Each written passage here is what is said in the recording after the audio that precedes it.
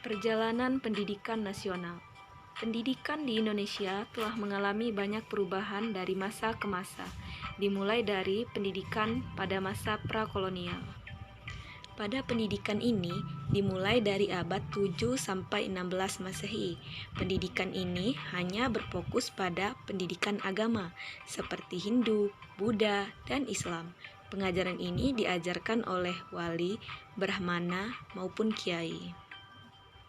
Yang kedua yaitu pendidikan pada masa kolonial, terjadi pada masa penjajahan. Pada saat itu, Indonesia yang dijajah oleh bangsa Eropa berdampak pada pendidikan di Indonesia. Masa penjajahan Portugis pada tahun 1536.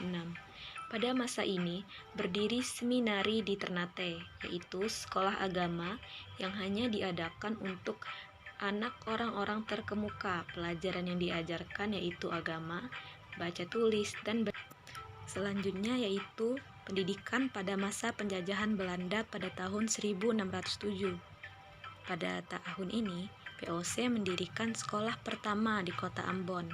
Pelajarannya yaitu membaca dan menulis.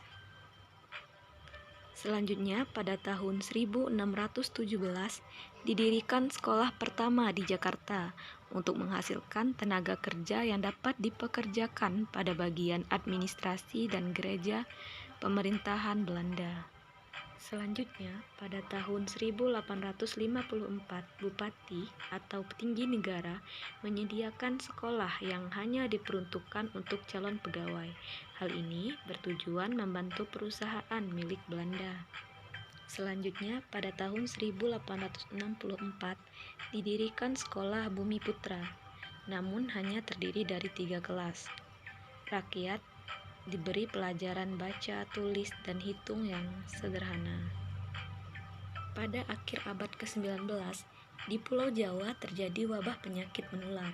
Hal ini membuat kolonial Belanda memperhitungkan apabila mendatangkan dokter dari Eropa membutuhkan biaya yang tidak sedikit. Dengan demikian, didirikan Stopia untuk menghasilkan dokter-dokter dari rakyat pribumi, tetapi tetap dengan menggunakan bahasa pengantar bahasa Belanda pada kala itu. Berikutnya, pada tahun 1920, timbul cita-cita baru untuk perubahan radikal dalam pendidikan dan pengajaran. Pada tahun 1922 didirikan Taman Siswa di kota Yogyakarta. Pendirinya adalah Bapak Ki Hajar Dewantara atau Bapak Pendidikan Nasional. Dengan semboyan Ingarsa Sung Tulada, Ing Madya Mangunkarsa, Tuturi Handayani. Yang terakhir yaitu pendidikan pasca kemerdekaan.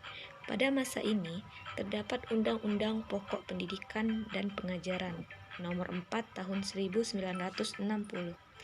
Semua kegiatan pembelajaran didasarkan pada kurikulum yang telah ditetapkan oleh pemerintah Indonesia. Berikut kurikulum yang pernah berlaku di Indonesia. Yang pertama yaitu Rencana Pembelajaran 1947 dengan fokus pada pembentukan karakter manusia yang berdaulat. Kedua, Rencana Pembelajaran Terurai pada tahun 1952. Isi pembelajaran yang dihubungkan dengan kehidupan sehari-hari. Yang ketiga yaitu Rencana Pendidikan tahun 1964 dipusatkan pada program Pancawardhana. Keempat, Kurikulum 1968 mengutamakan pembinaan jiwa Pancasila, pengetahuan dasar dan kecakapan khusus. Kelima, Kurikulum 1994 mengutamakan pendekatan proses. Keenam, Kurikulum berbasis kompetensi atau KBK pada tahun 2004. Yang ketujuh, Kurikulum Tingkat Satuan Pendidikan atau KTSP 2006. Kedelapan, Kurikulum 2013. Dan yang terakhir, Kurikulum Merdeka yang berlaku saat ini, yaitu kurikulum yang memerdekakan peserta didik. Guru hanya berperan sebagai fasilitator.